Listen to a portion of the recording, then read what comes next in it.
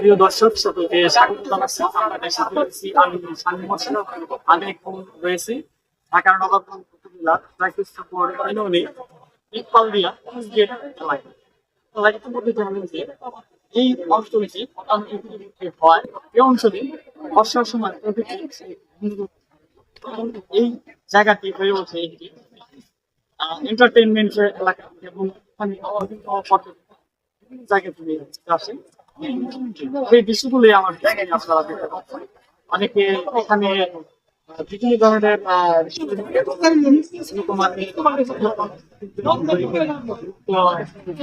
Hotel এখানে বিভিন্ন জায়গা থেকে মানুষ আসেন এবং তারা এখানে সময় কাটান এবং এখানে অবশ্য সময়ে তারা ঘুরতে আসেন এবং নৌকা হয়ে এবং আশেপাশের যে এলাকাটা এটি সুন্দর মতো তারা ঘুরতে আসেন। আমি এখানে গুরুত্বপূর্ণ একটি বিষয় তুলে ধরতে চাই, সেটি হলো যেহেতু এই অঞ্চলটি অর্থনৈতিক তীরবর্তী অঞ্চল, সেক্ষেত্রে এই অঞ্চলে যখনই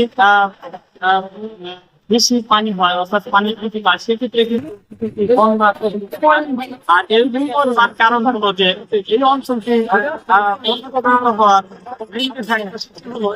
মাত্র একটি রয়েছে যা আসলে পর্যাপ্ত হয়। অনেক সময় দেখা যায় যে এই পানি দেওয়ার কারণে বেশি চাপের কারণে এই জায়গায় কিন্তু অনেক সময় চাপ হয় এবং অনেক সময় দেখা যাচ্ছে যে মাটি বা সংকেতের আশেপাশে মাটি অনেকটা দেবে যায়, যেটি খুবই ঝুঁকিপূর্ণ এই অঞ্চলের জন্য। তাই আমি বলতে চাই যেটি হলো স্থানীয় এলাকার জনগণের এবং মানুষের একান্তটা যেটি হলো এই সংকেতের পাশাপাশি এই অঞ্চলে বিশেষ করে বেড়িবাঁধ সোনাবাদু এলাকায় আরেকটি এবং বিশাল অঞ্চলে খালের যে মধ্যবর্তী অঞ্চল রয়েছে সেখানে যদি পায় আরো দুটি সুইচ করলে এই অঞ্চলের মানুষের যে বন্যাপ্রভাবিত হয় এবং ভোটিং করা সেটি থেকে মানুষ কিন্তু অনেকটাই মুক্তি পাবে এবং ভিতরে যে অঞ্চলটা রয়েছে সেই অঞ্চলের মানুষ পর্যাপ্ত পরিমাণ পানি পাবে এবং তাদেরকে ফসল বা শস্য উৎপাদনের ক্ষেত্রে তারা কিন্তু খুবই সুবিধা পাবে।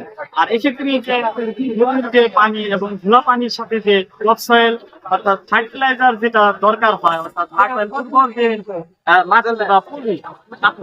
মাটিগুলো কিন্তু তারা কিন্তু আসলে এভাবে পেয়ে থাকে পানির মাধ্যমে এবং সেটা যদি হয় তাহলে কিন্তু বেড়িবাঁধের যে ভেতরে অঞ্চলবর্তী এলাকার যারা রয়েছে তারা কি সুবিধাগুলো পাবেন এবং উৎপাদনে তারা কিন্তু আরো বেশি ফসল তারা উৎপাদন করতে পারবে। এটির সাথে কিন্তু আসলে বৃদ্ধি করা যাচ্ছে।